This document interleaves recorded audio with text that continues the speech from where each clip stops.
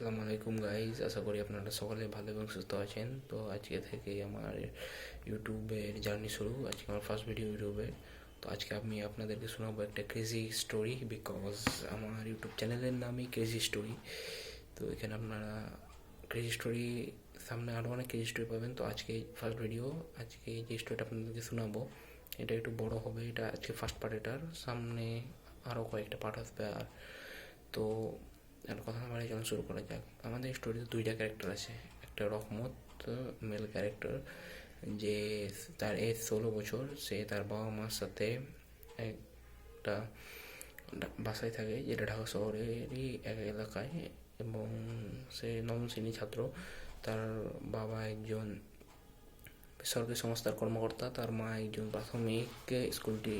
প্রাথমিক স্কুলের টিচার, এবং তার দাদা তার সাথে থাকেন। তার দাদা একজন সরকারি রিটায়ার্ড প্রাপ্ত কর্মকর্তা, যিনি তার অবসর জীবন এখন কাটাচ্ছেন তাদের সাথেই।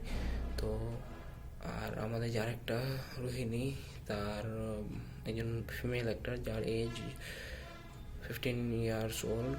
আর সেও নবম শ্রেণীতে পড়ে, কিন্তু একই স্কুলে না, সে অন্য স্কুলে পড়ে। এবং তার বাড়িটা ওই এলাকায়, কিন্তু তারা নতুন এসেছে। তার বাবা একজন বেসরকারি কর্মকর্তা, বেসরকারি সংস্থার কর্মকর্তা। তার মা একজন গৃহিণী, এবং সে তার বাবা মার সাথে থাকে। এবং রহমত যে এলাকায় থাকে, তারাও সেই এলাকায় নতুন শিফট হয়েছে, 2-3 দিন আগেই তারা শিফট হয়েছে। আর রহমত একটা সবসময় ঘড়ি পরে থাকে, যেটা তার দাদি তাকে দিয়ে গেছিলেন। তার দাদি ইহকালে নাই, পরকালে চলে গেছেন। আর সে সবসময় সেই ঘড়িটা পরে, সে যেখানে যায় না কেন সে ঘড়িটা পরে যায়, সবসময় সে ঘড়িটা পরে থাকে। তো স্টোরিটা শুরু হয় শনিবারের দিন, মানে ছুটির দিন সকালে। রহমতকে তার মা বলে যে বাজার থেকে কিছু সবজি কিনে আনতে, কারণ রহমতের বাড়ি, মানে এলাকার যে সবজি মার্কেটটা, সেটা ওই এলাকা এবং পাশের কয়েকটা এলাকার সবচেয়ে বড় সবজি মার্কেটের মধ্যে একটা। তো তার মা তাকে বলে যে সবজি আনতে। সে সবজি আনতে যায়, এবং সবসময় যেহেতু সে ঘড়ি পরে থাকে, সে বাজারে ঘড়ি পরে যায়। সে ঘড়িটা, এই ঘড়িটাই কিন্তু এই স্টোরিটাকে আরও বড় করবে। সামনে আপনারা বুঝতে পারবেন স্টোরিটা।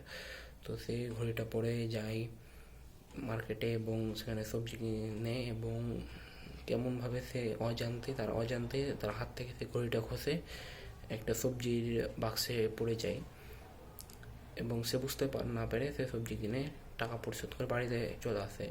আর এই সময় রোহিণী তার বাবার সাথে ওই দোকানেই সবজি কিনতে যায়, এবং রোহিণীর চোখ পড়ে একটা বাক্সে, ওই ঘড়িটা যে বাক্সে পড়ে আছে, ওই বাক্সে একটা, মানে ঘড়িটা যে বাক্সে পড়ে আছে ওই বাক্সে তার নজর পড়ে ওই ঘড়িটার উপর।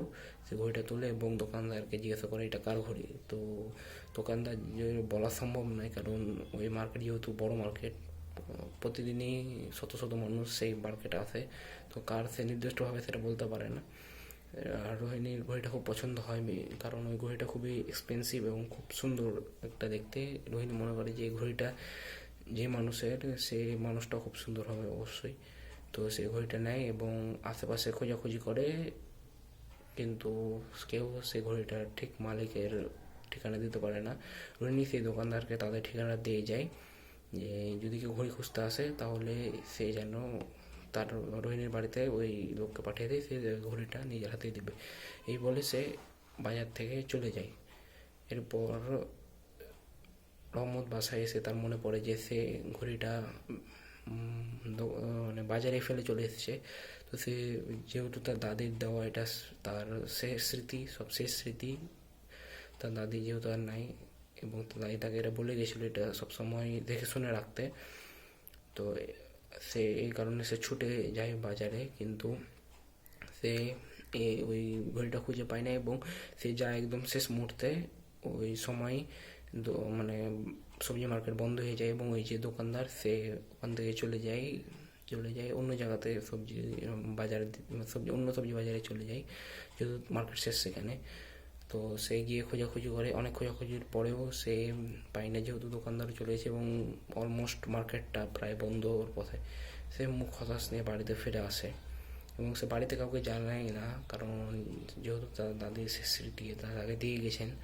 এবং তাকে দায়িত্ব দিয়ে গেছেন, তাকে বললে হয়তো বকাবকি করবে, এই কারণে সে সেটাকে সেটাকে কাউকে না জানিয়ে সে থেকে যায়। তো আজকের এই পর্বে এইটুকুই ছিল। সামনের পর্বে আরও আরও অনেক স্টোরি থাকবে সামনে।